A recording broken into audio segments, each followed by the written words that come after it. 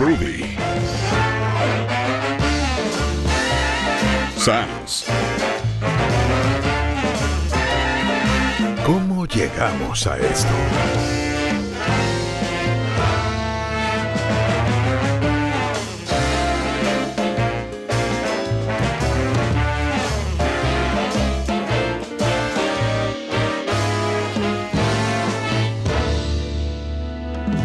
Dos viejos youtubers. ¿Cómo llegamos a esto, chango?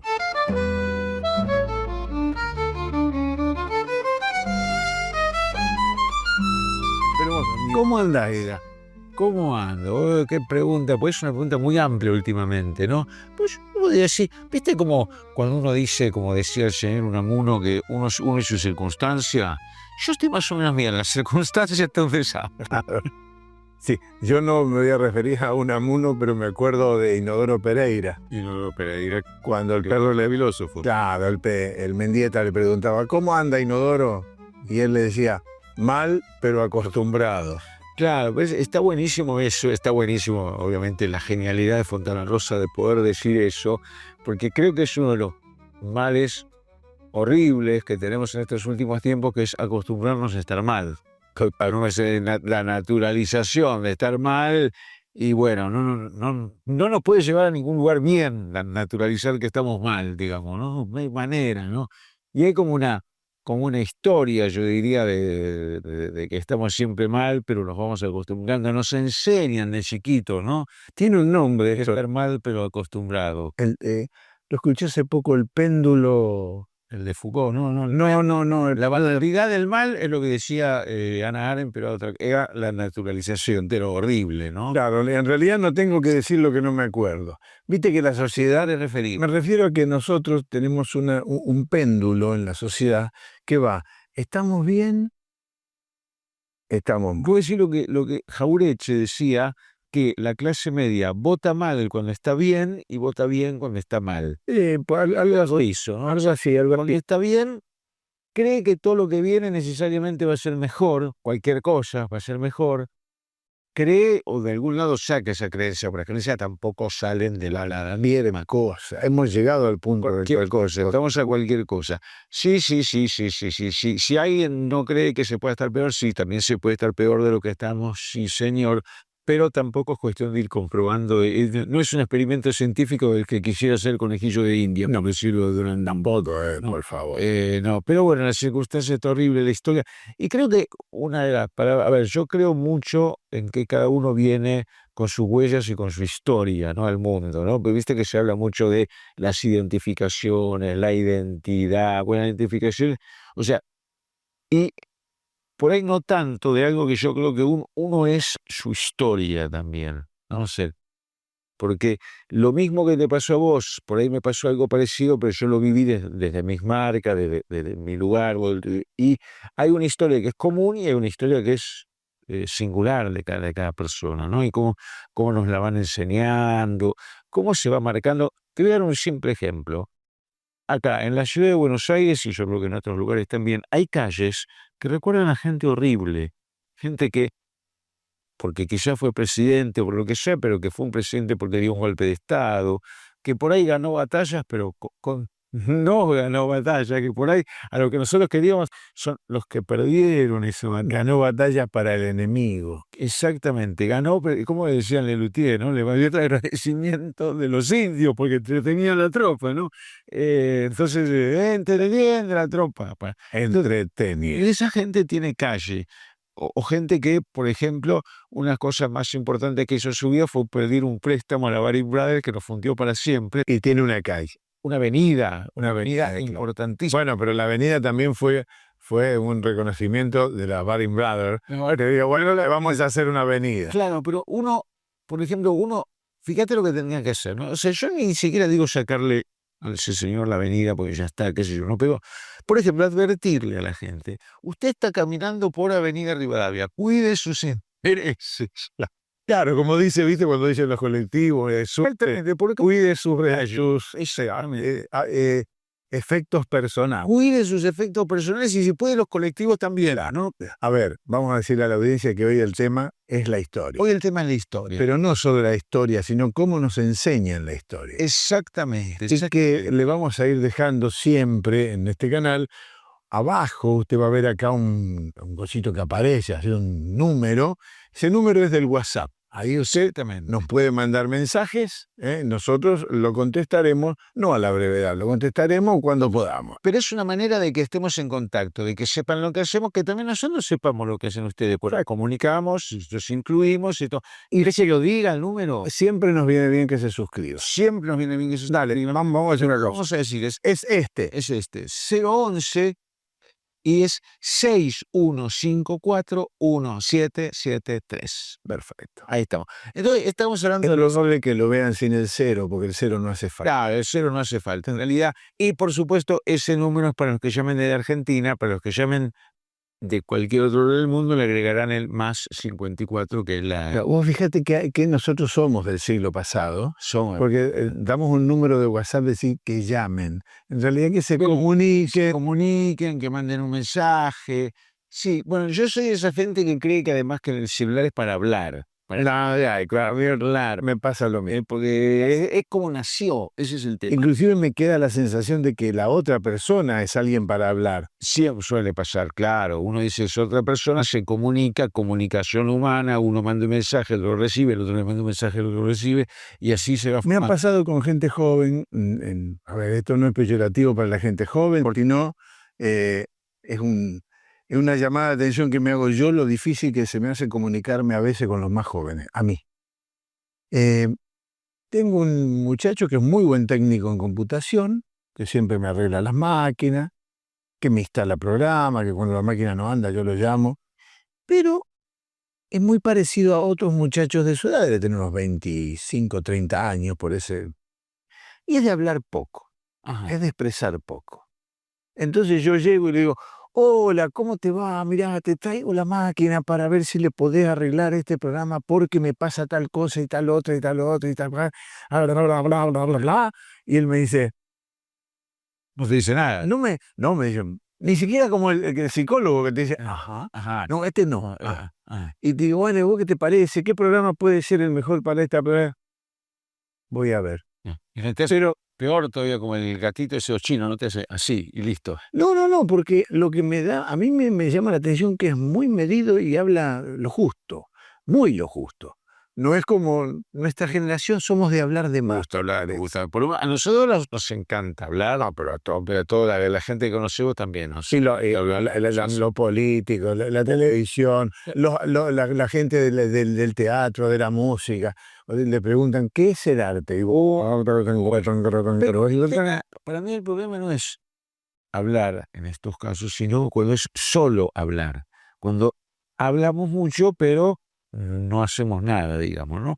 Pero quería decir un toque más con la historia y con las calles. A mí siempre me llamó la atención que por ahí tipos genocidas o tipos horribles o tipos que no ganaron batallas, como vos la otra vez mencionabas a ese personaje que uno decía que era, uno lo llama, te tiene que salvar y este no te salva, este está en contra tuyo. Bueno, esos tipos tienen calles, tienen avenidas, y de golpe un científico, señor Koch, por ejemplo, tiene un bacilo, una enfermedad. Tendría que ser al revés, digo yo, ¿no? Por ejemplo, qué sé yo, Videla es, uy, te agarraste un Videla, que te enfermaste.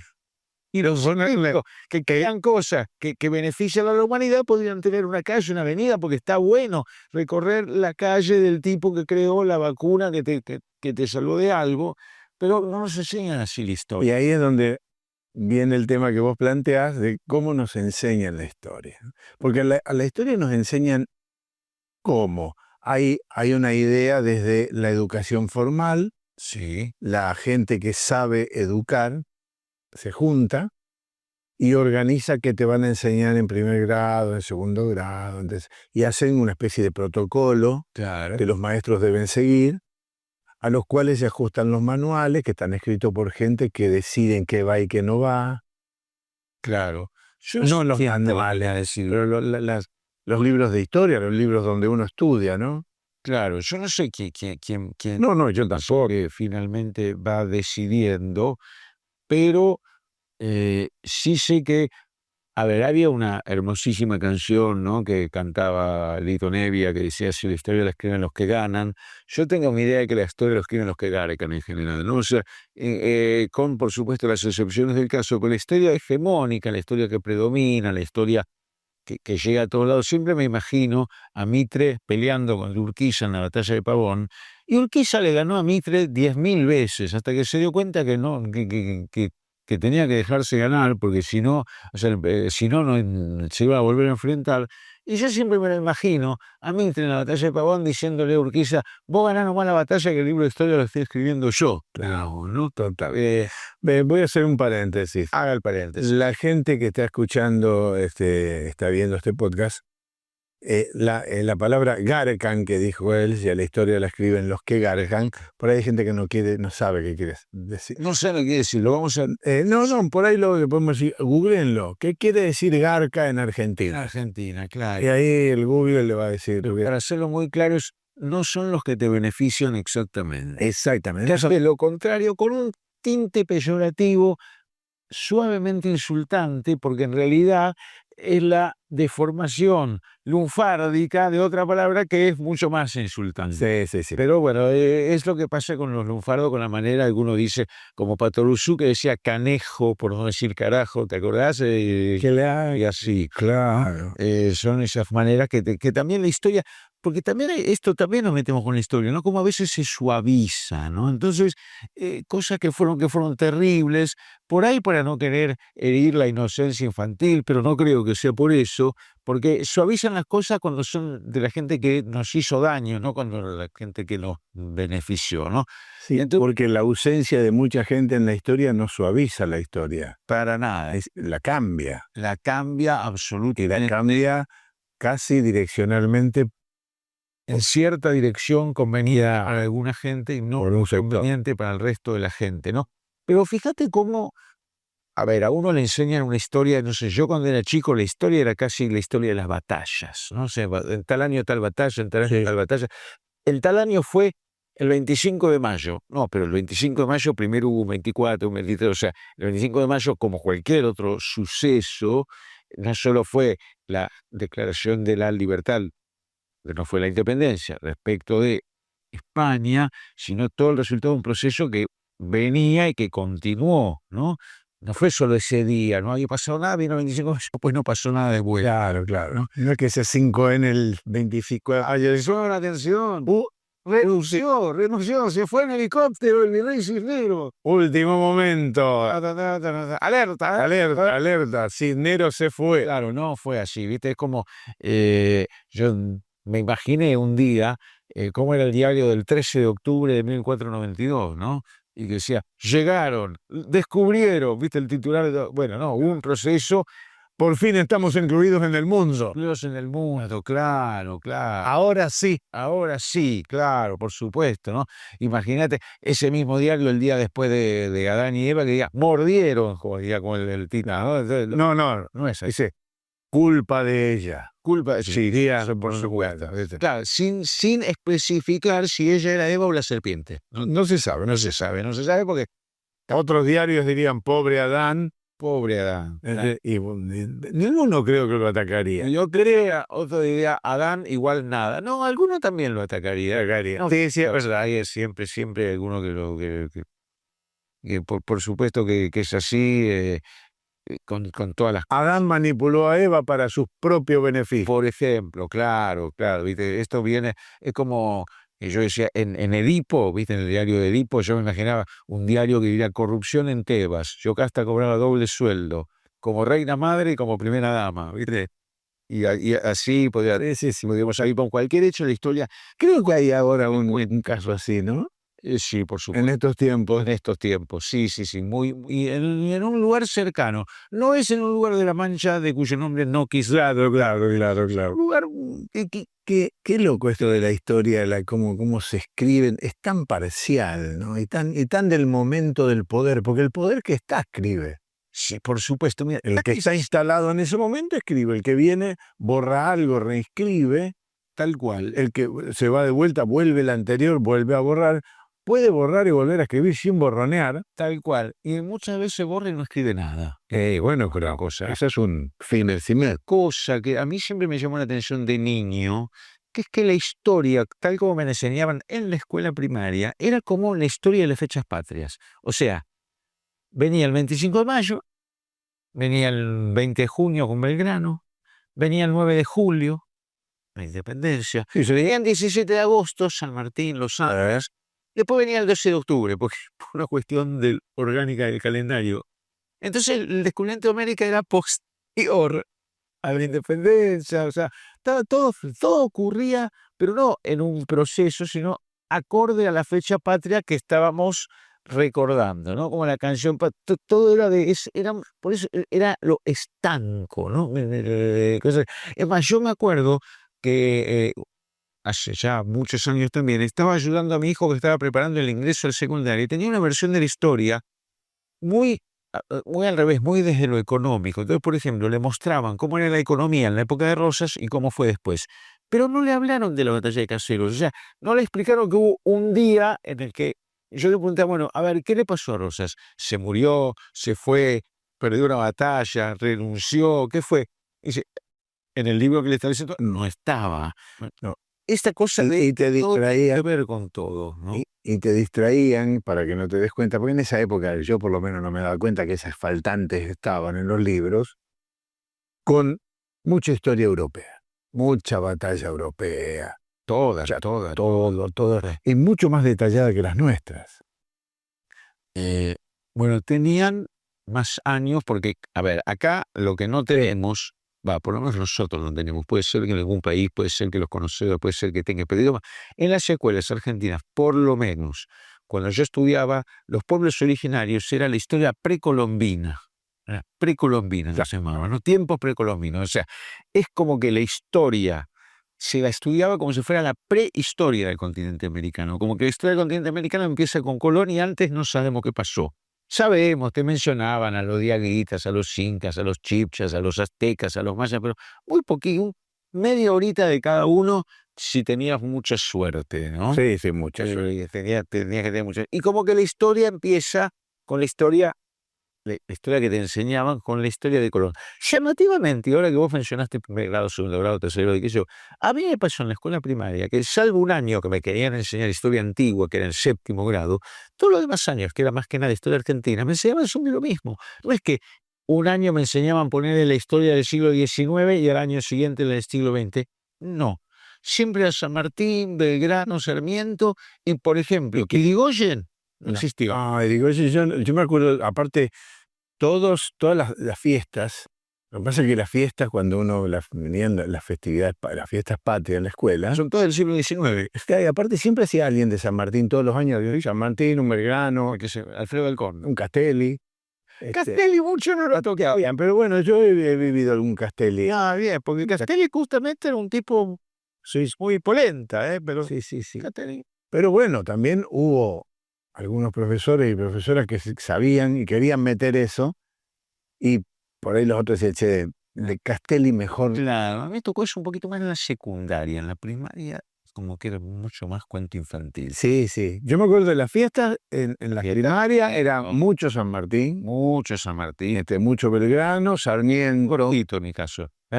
Después un alfajor cuando terminaba la fiesta. Bueno, no, en mi casa no. Sí. Allá hacían chocolate con churro. Bueno, bien. O sea, está bien. Después, no sé, había fiestas extrañas en la escuela, porque a mí una vez me tocó hacer de cucharón. ¿Cómo de cucharón? Pues no sé qué era. Tengo una foto de hecho, haciendo de cucharón. Está la foto del escenario en la escuela primaria, y se ve que estábamos dando los utensilios de la cocina. ¿Pero qué estabas festejando? No, por ahí era una fiesta temática, le dirían hoy. O una representación temática. Y me acuerdo que uno de los hermanos de mi mamá, que era tornero, me había hecho una estructura de alambre de un cucharón. Yo tenía un cucharón, era todo yo un cucharón. Ah, mirá, porque... O sea, parecía, ¿viste los elementos de Alicia en el País de la Maravilla que toman vida? Qué lindo. Bueno, yo me acuerdo, sí, Si la encuentro a la foto, La ponemos. la voy a, si no, no me comprometo. Porque yo lo que me acuerdo sí, que sobre todo para el 25 de mayo, que de golpe algunos niños, por ahí nos tocaban alguna fiesta hacer de los que tenían que ver con los oficios que había en esa época. Que uno hacía de aguatero, lo que hacía las dos andado y sereno, el sereno, el vendedor de vela. Esos eran los más pedidos, el velero y el que venía empanada. Claro, Y que le vendía empanada siempre una chica. No había un vendedor de empanada hombre. mira, No sé si te acordás de algún vendedor de empanada, siempre eran chicas. yo lo Porque era la morenita que vendía empanada. Velero sí, velero. igual te digo, yo es que en la escuela primaria que yo iba no era mixta. Entonces eran varones necesariamente. Ah, eran velero, aguatero, guarero, empanada. No, yo siempre fui mixta. En la secundaria sí, pero en la primaria, claro, porque después se empezaron a hacer, cuando otra cosa de la historia. Es más, yo me acuerdo que en la escuela que yo iba a la mañana era de varones y a la tarde era de chicas. Y Era mixto separado. era mixto pero separado, claro. O sea, era con zarela para acá, la lechuga para allá. Claro, y un pan en el medio. Pan así, está el muro de Berlín en el medio. Sí. Es más, había un director a la mañana y una directora a la tarde. Ah, eran los chicos con los chicos, La chica con la chica, sí.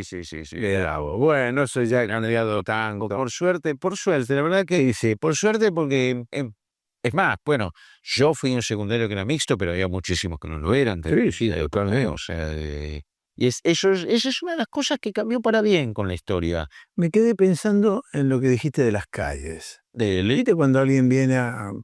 Yo hace mucho tiempo ya que estoy en Buenos Aires, pero vine en el año 89. 34 años, 36. Cuando uno llega, a mí me pasó cuando llegué de Corrientes a Buenos Aires, que no me fue a buscar un señor, vine solo. Tampoco le llamabas Cachito. No. Y Buenos Aires me parecía toda igual. Pues sabés que yo andábamos agarrando un colectivo y hacíamos 60 cuadras.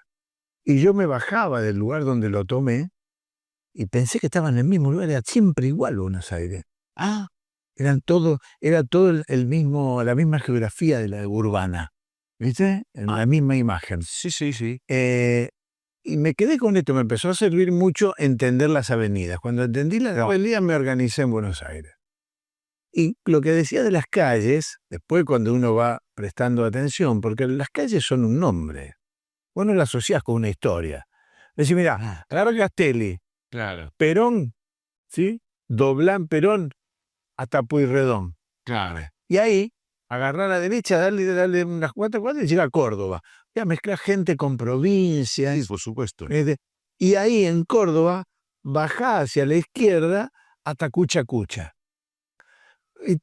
No la vas a encontrar. Pero ponele que yo estoy tirando a lo que... Ponele hasta Scalabrini. Hasta que la... No, a Canning en esa época. Perfecto. Entonces va poniendo, digo yo, ¿cómo le podríamos explicar que el gobierno de la ciudad diga, vamos a instruir a la gente?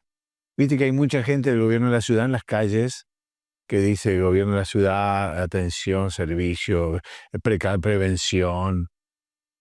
Pero hay mucha gente que está controlando, por lo menos en la zona de 11, ahora hay mucha del gobierno de la ciudad. Entonces vos le preguntas, ¿cómo hago para llegar a Pasco? Y Corriente. Nunca vas a llegar. No, bueno, Pasco, ¿cómo se llama del otro lado? Uriburu. Uriburu y Corriente. Ahí sí. O sea, ¿cómo llega Uriburu y Corriente? Entonces él te dice, en vez de decirte vaya por Rivadavia, hasta Uriburu, que está a la derecha, porque Rivadavia le cambia el nombre a las cosas. Exactamente. ¿Qué cosa? No hay cosa, ¿no? En vez de decirte por Rivadavia, diga, bueno, agarre la avenida que hizo que San Martín se vaya de la Argentina. Claro. Y que lo mantuvo en el exterior, no solo él, sino un montón de interesados para que el libertador no pueda volver a su patria, hasta Uriburu. Sí, a Uriburu, y te da data de Uriburu. Claro, ¿qué fue Uriburu? Además porque hubo dos Uriburus, uno más neutral, que es esa calle, que es José Baristo, y otro que fue José Félix, que fue un golpista de la década del 30, que tiene una calle muy cortita de una cuadra por la zona cerca de Independencia, donde está la Facultad Mía, cerca de Independencia, y fue en contra de la Independencia. Esa es otra. Entonces uno va diciendo eso, Claro. ¿viste? Este Uriburu no es como el otro, que tiene, explica todo eso. O por ejemplo, Y va hasta Corrientes. Corrientes es una provincia, está muy bien. kilómetros, bastante olvidada de la capital federal, porque inclusive por sí misma, y le va dando... Claro. O, por ejemplo, cosas que ocurren en la ciudad de Buenos Aires, como que, por ejemplo, la calle Juan Domingo Perón está entre Bartolomé Mitre y Sarmiento, o sea, dos personajes que nunca hubieran sido peronistas, más bien Está rodeado. absolutamente antiperonistas, y está rodeado por ahí. Y había una cosa, cuando se instala, cuando se le coloca el nombre de Perón a la calle que antes se llamaba Cangallo, que fue en la época de Alfonsín, mucha gente hacía muchos chistes sobre Perón es bueno para la derecha o bueno para la izquierda. Había muchísima discusión, mucho chiste alrededor de esto. Pues esta es otra cosa. Y además, ¿no? Que es para la historia, además de enseñarte siempre lo mismo, enseñártela desordenadamente, ¿no? De no darle coherencia a una cosa a una otra, de estar en una calle y no sabes quién fue. O por ahí tenés el apellido, y con ese apellido hubo 4 o 5 personajes, uno de los cuales fue una maravilla y otro fue un desastre. Además de Toda familia. de toda familia, además de eso, y por algo digo maravilla y desastre, te la enseñan de una manera muy maniqueísta. Ahora sí, están los buenos y los malos, cuando muchísima gente podría estar y debería estar en los más o menos, quizá casi todo el mundo Claro. se puede enganchar en más o menos para mejor o más o menos para peor. ¿Por qué? Porque si no, uno dice, es más, van cambiando los gobiernos, van cambiando los profesores, van cambiando los libros, y vos vas a dar examen entonces con un profesor que cree que Pirulo es bueno y Fasulo es malo, y te toma el otro que cree que Fasulo es el bueno y Pirulo es malo, y no solo no aprobás, sino que eso sería... O sea, lo que hay que aprender es de qué lado de la historia está el profesor. Claro, y con eso no aprendés historia, con eso aprendés a dar exámenes, que no es que esté mal, y se aferran No, y a moverte en la realidad. a moverte en la realidad, que no es que esté mal, se moverte en la realidad. El problema es cómo es esa realidad, como empezamos diciendo al principio. El problema no soy yo, sino las circunstancias. Cuando esos profesores enseñan leyes y terminan está. formando abogados que serán jueces, eso se consolida y se solidifica, podríamos decir. Hay una frase que, si no me equivoco, es de Marcello Mastroianni, es una película maravillosa que en Italia se llama Un giorno in pretura, que es un día en el juzgado, ¿no? Que el tipo llega muy rápido, pues ya estaba en todo el tribunal reunido, qué sé yo. Mastroianni. Sí, llega corriendo porque está atrasado, qué sé yo. Mira a su socio y le dice: ¿noi qué siamo? ¿Acusación o defensa? Vale decir, ¿nosotros qué somos acá? ¿Acusadores o defensores? ¿No? Ahí no sé, ¿qué hay que hacer? ¿Hay que defenderlo o hay que atacarlo? ¿No? Totalmente. Bueno, este tipo de cosas, o sea, donde, a ver, estamos de acuerdo que un abogado tiene que defender a su defendido, para eso es su cliente, y tiene que tratar de obtener la mejor de las posibilidades, ¿no? Otra cosa es que él le dé lo mismo. Dos viejos youtubers. Los canarios de mi casa son dichosos y me regalan su canción feliz. Haga con los tuyos como yo y denles pip y siempre pip. Alimento pip para canarios. Pip es alimento balanceado. Mejora el plumaje, estimula el canto. Aún no está todo perdido. La hora, referí. Ahora referí, tenemos que ir cerrando. Bueno, recuerden nuestro teléfono 011 6154 1773 para mensajes. Te aviso que el cero no aparece ahí. Cero no abajo. aparece. Entonces, en el teléfono no que vos está estás diciendo no está el cero. No está el cero, no hay problema. Entonces, 11 6154 1773 para que estemos comunicados directamente. Y bueno, el tema con la historia, obviamente. Pongan comentarios qué les parece, quién escribe la historia, cómo la escribe. ¿Quién escribe la historia? ¿Qué historia escribirían? ¿Qué historia les gustaría? ¿Cómo les gustaría que fuera la historia? Las contradicciones, ¿no? Porque nosotros la otra vez estábamos así charlando, comentamos cómo, por ejemplo, San Martín estaba exiliado y le envió su sable de regalo a Juan Manuel de Rosas, pero él no volvió mientras estaba Rosas gobernando tampoco. O sea, como Claro. todo es contradictorio. Y parecería digamos, ¿no? ser, tal vez algún historiador, historiadora nos mande información y nos rectifique, parecería ser que Rosa tampoco le pagó el sueldo de general de la Nación que le correspondía a San Martín, porque aparentemente no se le pagó nunca. Desde que se fue, Argentina, que tanto amamos a San Martín y lo tenemos en todos lados, no le pagó el sueldo. Bueno, a Belgrano, las 4 escuelas parece que se la dieron en el 2000 y pico, a sus recontra, la plata de esas escuelas creo que la inauguraron 200 años después. Sí. O él la donó y la inauguraron después, no sé cómo fue. A veces tardan. A veces tardan un poquito, pero por más que tarden, hay una cosa que nosotros queremos aquí rescatar, y hasta tanto la queremos rescatar que tenemos una canción al respecto. No hay que olvidarse de nuestra historia. Así es. No Hicimos un tema que se llama ¿cómo se llaman? Los históricos decadentes. Los históricos decadentes. No, los históricos decadentes, porque tiene que ver con el estilo, y donde decimos que, bueno... La voy a tener que cantar. Y la vas a tener porque que cantar. No está hecho video. No está hecho el video, así que la vas a cantar. Y no olvidemos nuestra historia, porque si olvidamos nuestra historia... No nos salva ni Tarzán. Bueno, vamos a despedirnos entonces con este bonito tema, esta bonita página de R.S. Rudy Sanz, tema original, intitulado Los históricos decadentes, a mover las calchas. ¡Eso! Si olvidamos nuestra historia, no nos salva ni Tarzán. Si olvidamos nuestra historia, no nos salva ni Tarzán. En 1806 invadieron los ingleses, a patadas los patriotas los corrieron con aceite, y poco tiempo después se armó un tremendo desbole con San Martín y Bolívar. Rajamos a los españoles, se fueron deprimidos, pobres, pero los piratas de nuevo nos atacaron. Le rompimos el curro en la vuelta de obligado. Los imperialistas siguieron de cacería y nos gobernaron usando a la oligarquía de acá. ¡Hey! Si olvidamos nuestra historia, no nos salva ni Tarzán. Si olvidamos nuestra historia, no nos salva ni Tarzán. En 1916 Irigoyen fue gobierno, lo rajó la oligarquía y se desató el infierno. Y en eso llegó Perón, tuvimos trabajo y casa. Los oligarcas rabiosos nos bombardearon la plaza. Todos los cipayos bancaron las dictaduras. De todas las noches fue la noche más oscura.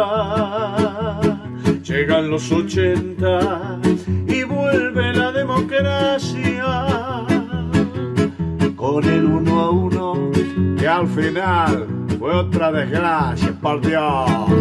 Muchachos y muchachas, si olvidamos nuestra historia, no nos salva ni Tarzán ni Superman. Si olvidamos nuestra historia, no nos salva ni Tarzán.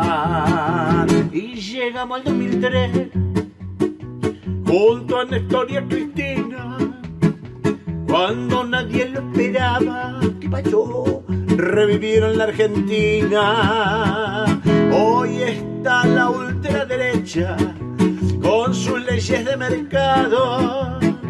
Ellos se creen ser patrones, pero son los empleados. Oh my God.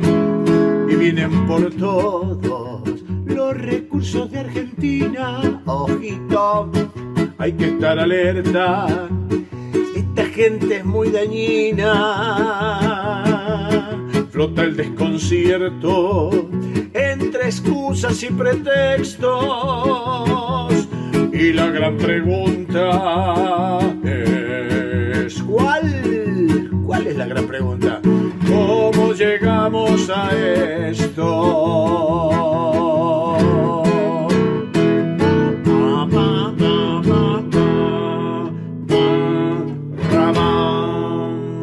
Eso es todo, amigos. Hasta la próxima, que estén bien.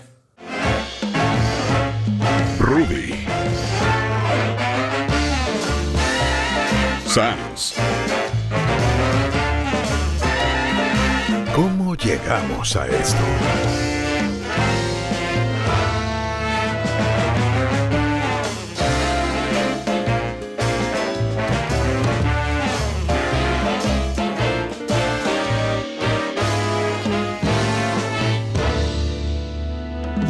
Dos viejos youtubers.